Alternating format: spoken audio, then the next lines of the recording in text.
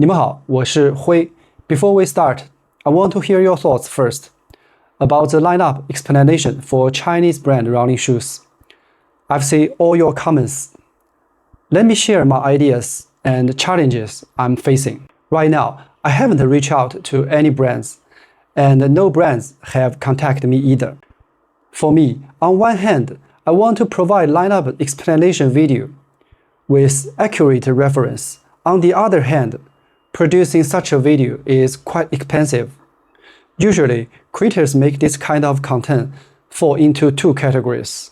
Those who are constantly receive new shoes from brands, and those who are running shoe retailers or sports equipment sellers. To make a lineup explanation video for one brand, I would need to get 7 to 8 pairs, then multiply by the numbers of Chinese brands. You can imagine it's not a small sum. Currently, my channel isn't generating any income. The AD revenue button is still carried out. So my idea is to start the lineup explanation video using images and charts. These videos might be rough and not entirely accurate, but at least they can help clarify the basic categories. Do you have any suggestions? Leave me a comment. Now, back to today's star, the Li-ning Feidian 5 Elite. For the stack height, the only available data is 38mm in the heel. My guess is a 6mm drop, so the forefoot should be around 32mm. The midsole has switched from beaded foaming, used in Feidian 4 Elite, to embryo foaming. This new foaming tech has reduced the weight. My size 45 weighs 221 grams, which is decent for a race day shoe with heel padding and almost the full coverage also. It's true to size. For reference, I usually wear 45 in Chinese brands and 46 in Hoka and New Balance.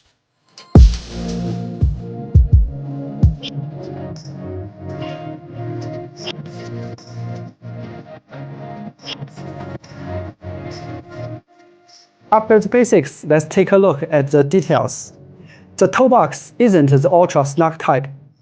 Among race day shoes, it's pretty friendly for wider feet. The upper is made of two parts. Besides the common part, the tongue and the collar are knitted, which brings back that snug, locked-in feel. Guys with high instep might struggle a bit getting into this. The heel padding is just right, secure without being too hot. The laces look pretty ordinary, but Li-ning used a special material with high friction, so they stay tight without relying on fancy shapes. The midsole, the carbon plate here is stiff, really stiff. It's the stiffest one I've had on this channel so far. I will talk more about it later. The outsole rubber performs great. After 70 kilometers, the detailed tread of the forefoot is still there, with only slightly wear on the heel. I have explained the meaning of Li-ning and Feidian in the Learn Some Chinese section of my Challenge 4 video. Check it out if you are curious.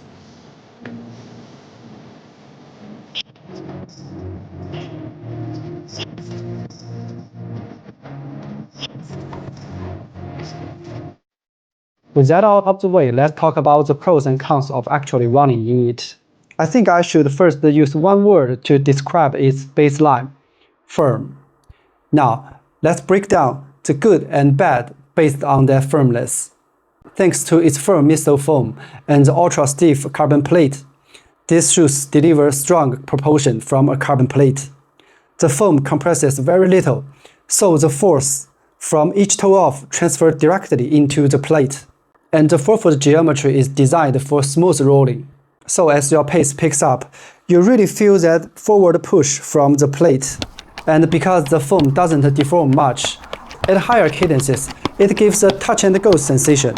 Perfect for cadence runners looking to minimize ground contact time and push their stride rate even higher. I have spent a lot of time in these shoes, every evening after work, no rest days. Because some friend who also owned them said they take about 50 kilometers to break in. And after 70 kilometers, the foam might have softened slightly, but the difference is so subtle. I wonder if I have just gotten used to it, That brings me to the foam's durability. I can't deny that it's constantly provided energy return on long runs, but I wouldn't call this some groundbreaking tech in the Feidian 5 Elite.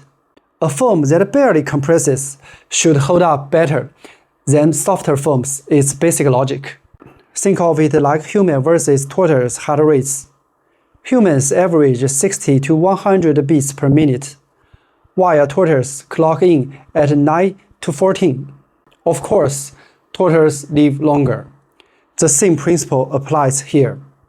For me, a midfoot striker who relies more on stride length, these shoes only really opened up when under 4 minutes per kilometer pace, slower than the 430.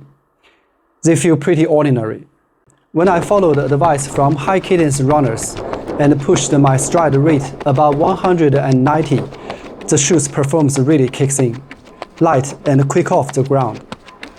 But maintaining that cadence is tough for me, just like some runners struggle to increase stride length.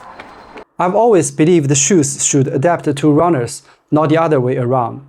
The Feidian 5 Elite, in my opinion, is best suited for forefoot and midfoot strikers with high cadence, and I would even add elite to that description. To really appreciate this, you should be at least a sub-3 marathoner. If you fit that profile, these shoes become thrilling.